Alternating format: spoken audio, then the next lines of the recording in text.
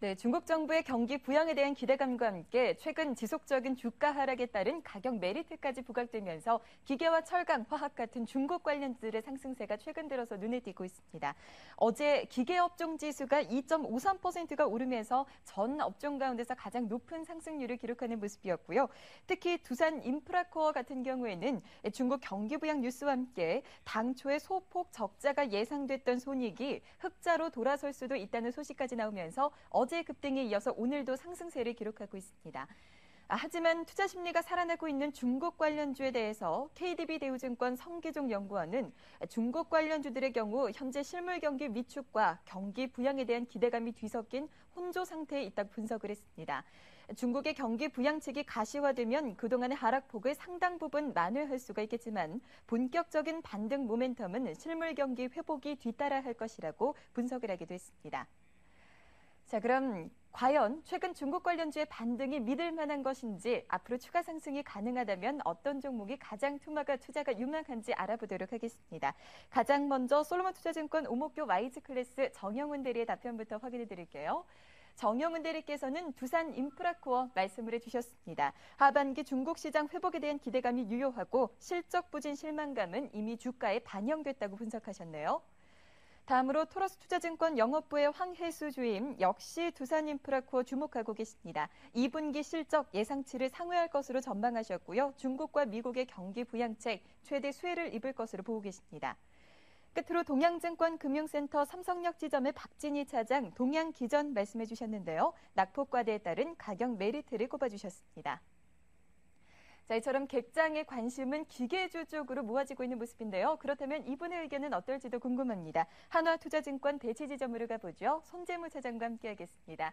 차장님 안녕하세요. 네, 안녕하세요. 네, 차장님 전화로 연결돼 있군요. 네네. 네, 오늘 저희가 중국 관련주 알아보고 있는데요. 네. 차장님께서는 어떤 종목에 대해서 투자가 가장 유망하다고 보시는지요? 네, 전 다른 기계주보다는 저는 이제 제닉이라는 기업을 갖다 주목을 하고 있는데요. 최근에 잘 나가던 주가가 일단 산업은행의 오버행 물량 때문에 조정을 받고 있는데 오히려 저희에겐 저가에 매수할 수 있는 좋은 기회를 주고 있다는 판단입니다. 일단 2분기 실적은 국내 홈쇼핑 방송 횟수가 증가하면서 1분기 대비 개선세를 예상하고 있고요. 가장 큰 동종목에 대한 투자 핵심 포인트는 일단 8월에 개시될 동방시 홈쇼핑권이라고 봐야 될 것 같습니다. 7월 말로 이제 모든 준비가 완료될 예정이고, 그리고 특징적인 게 마스크팩 판매 단가가 국내보다 일단 30-40%가량 높은 개당 2,000원 정도로 책정될 예정이어서 또한 환율을 고려했을 때 세트당 수량도 줄어들 가능성이 높기 때문에 단가가 높을 것 같습니다. 첫 방송 결과를 봐야 될 필요는 있겠으나 최근 불고 있는 한류 열풍과 화장품에 대한 중국 소비자들의 선호 현상을 고려했을 때 매우 성공 가능성이 높다고 일단 판단을 할 수 있을 것 같고요. 최근에 제2 아이템으로 버블 클렌저를 갖다 출시를 했는데 이 또한 반응이 상당히 좋기 때문에 새로운 수익원으로 자리 잡을 가능성이 매우 높다고 보고 있습니다. 조정식 매수 의견을 드리겠습니다. 네, 차장님께서는 화장품 관련주 그 가운데서도 제닉에 주목하고 계시네요. 차장님께서 지난 화요일에 제시해 주셨던 NC소프트가 어제 3% 급등에 이어서 오늘도 4%대 급등세를 나타내고 있습니다. 이번 주에 갖고 오신 종목도 아주 좋은 수익률 기대가 되는데 오늘은 어떤 종목 갖고 오셨어요? 네, 오늘 AP 시스템을 다시 한번 소개해 드리려고 하는데요. 한동안 삼성 디스플레이의 A3라인 발주 지연으로 인해서 최근 디스플레이 장비줄의 낙폭이 매우 크게 나왔었습니다. 근데 이제 오늘 삼성전자가 실적 발표를 하면서 열린 컨퍼런스 콜에서 다행히 하반기 업황에 대한 힌트를 주었다고 보여지는데요. 우선 상반기에는 총 14조 원의 설비 투자를 단행하면서 이 중에 10조 원을 반도체 쪽에 투자를 했다고 하고 디스플레이는 2조 6천억에 불과했다고 발표를 했습니다. 힘든 반도체 업황 속에서 아무래도 하위 업체들과의 어떤 경쟁력 차이를 위해서 원가 절감이라든지 아니면 기술 진보를 위한 적극적인 투자를 단행했다고 볼 수 있는데, 하지만 다행히도 하반기에는 상반기에 부진했던 디스플레이 부분에 집중 투자할 뜻을 밝혀주었습니다.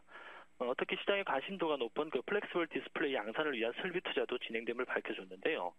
이에 따라 최근 삼성 디스플레이 발주 지연 및 어떤 투자 계획 이연 가능성으로 인해서 급락했던 디스플레이 여러 장비주들에게는 저가 매수할 수 있는 적극적인 기회라고 판단하고 있습니다. 특히 오늘 말씀드리는 AP 시스템 경우에는 특징적인 게 유리기판에 손상 없이 비정질 실리콘막을 녹여서 재결정시키는 고난이도 공정의 어떤 독보적 기술을 보유한 기업이기 때문에 플렉스블 디스플레이 투자 확대 시에 가장 큰 어떤 수혜를 볼 수 있는 기업이라고 생각하기 때문에 매수 추천을 드리고 싶습니다. 네, NC소프트에 이어서 AP 시스템도 좋은 이름 기대해 보도록 하겠습니다. 오늘 이 시간 손재무 차장께서 함께해 주셨네요. 말씀 고맙습니다. 네, 감사합니다.